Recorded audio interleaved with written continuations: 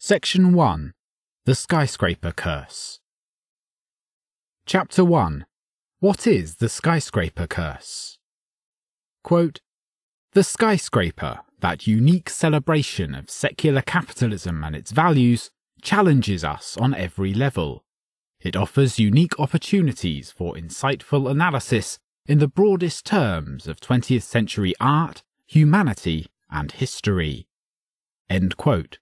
By Ada Louisa Huxtable in The Tall Building Artistically Reconsidered. People have been seeking to discover the cause of the business cycle since the dawn of capitalism. For an even longer time, people have sought a magic crystal ball that predicts the future.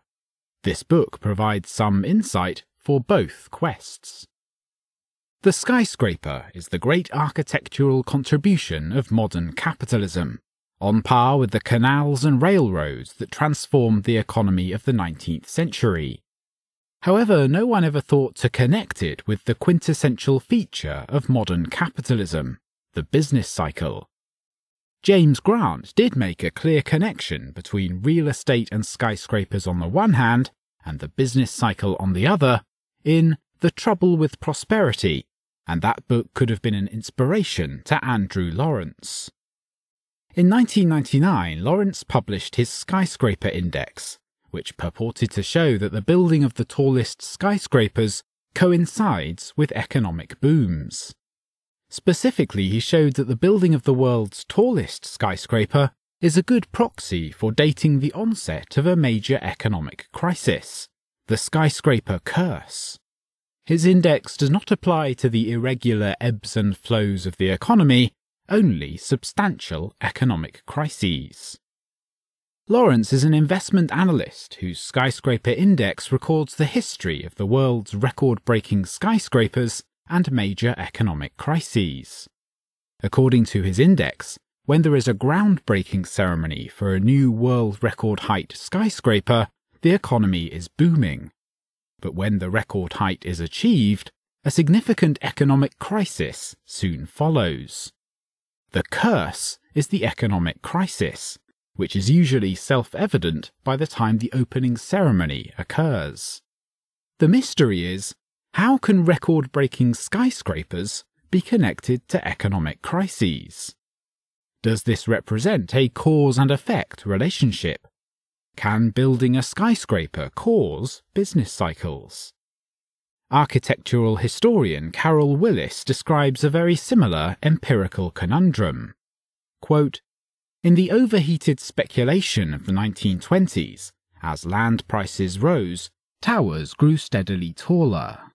Or should the order be, as skyscrapers grew taller, land prices rose? The variables that contributed to real estate cycles were even more complex than this chicken and egg conundrum." End quote. What is the nature of the relationship between skyscraper building and the business cycle? Surely building the world's tallest building does not cause economic collapse. Just as clearly, there are well-known economic linkages between construction booms and financial busts. So what theoretical connections can be made between skyscrapers and business cycles? Lawrence considered overinvestment, monetary expansion, and speculation as possible explanations for the relationship his index revealed, but he did not explore these issues at length or come to a definitive conclusion. Instead, he finished with the notion that his skyscraper index was an unhealthy 100-year correlation. Without an established connection or theory for the skyscraper index, there are strong reasons to doubt its usefulness.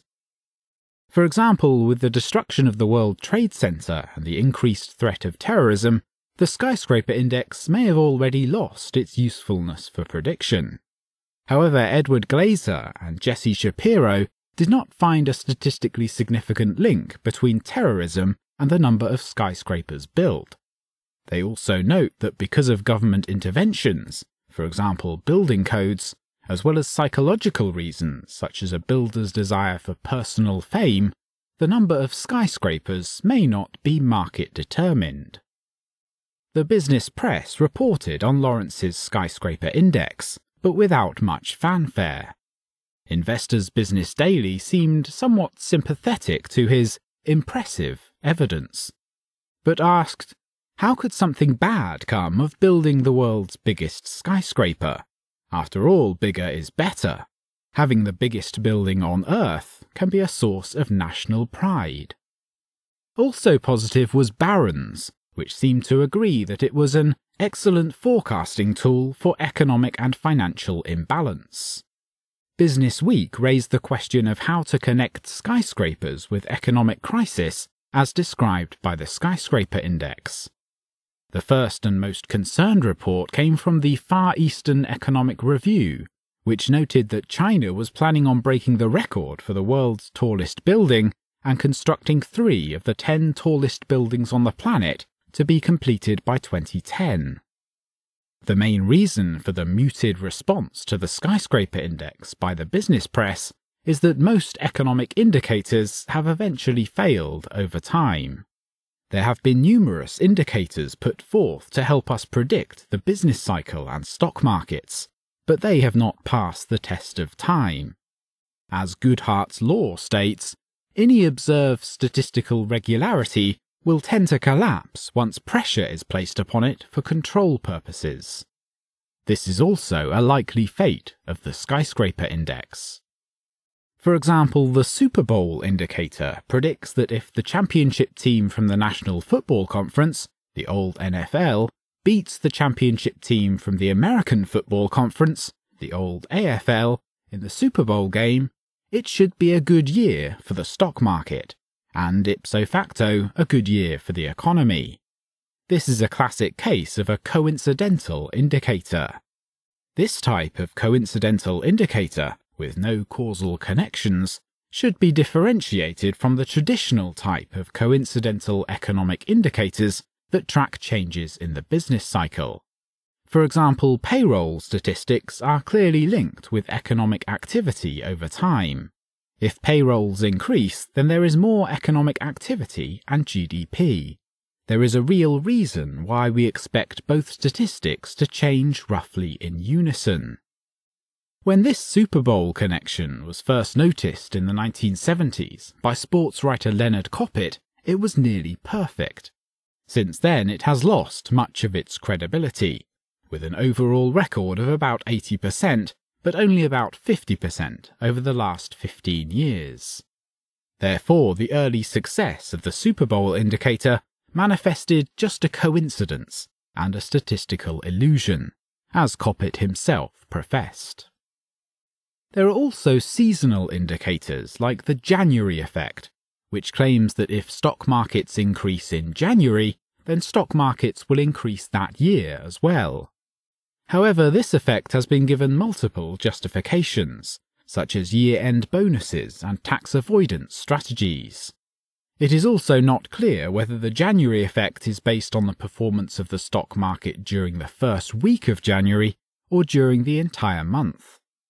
It is also unclear whether it applies only to small company stocks or the entire stock market. The January effect also suffers from the fact that once everyone is aware of it, it becomes anticipated, and therefore no longer offers reliable investment advice or insight into the economy. As a result, such indicators do not have a reliable record for predicting the stock market or business cycles. Political indicators of the economy are based on the political business cycle theory. This theory maintains that politicians will use monetary and fiscal policy, along with other policy measures at their disposal, to boost the economy, job growth and the stock market prior to an election, in order to enhance the probability of being re-elected. Then after the election they will reverse those policies, creating a recession.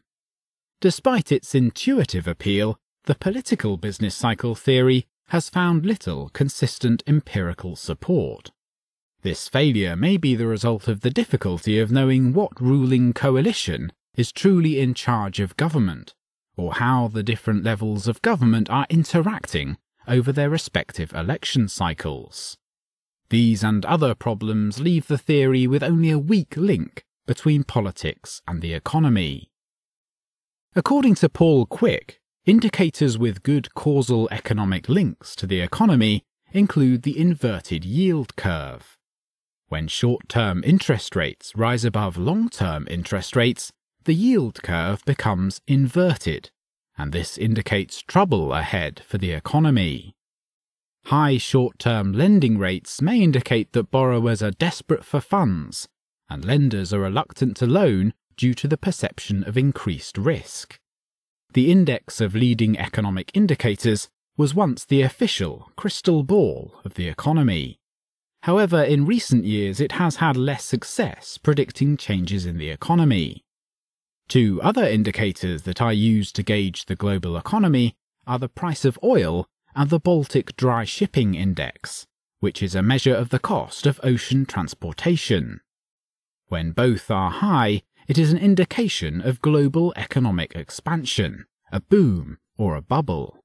When both are low, it is an indication of economic contraction, a bust or an economic crisis. However, all of these indicators are error-prone and generally only provide a limited advance notice of cyclical change. Such indicators certainly cannot issue alerts far enough in advance to be helpful for large capital investment decisions. Economist Richard Roll explained that economic indicators have only questionable or fleeting value for real-world investing. Quote, "I'm not just an academic, but also a businessman.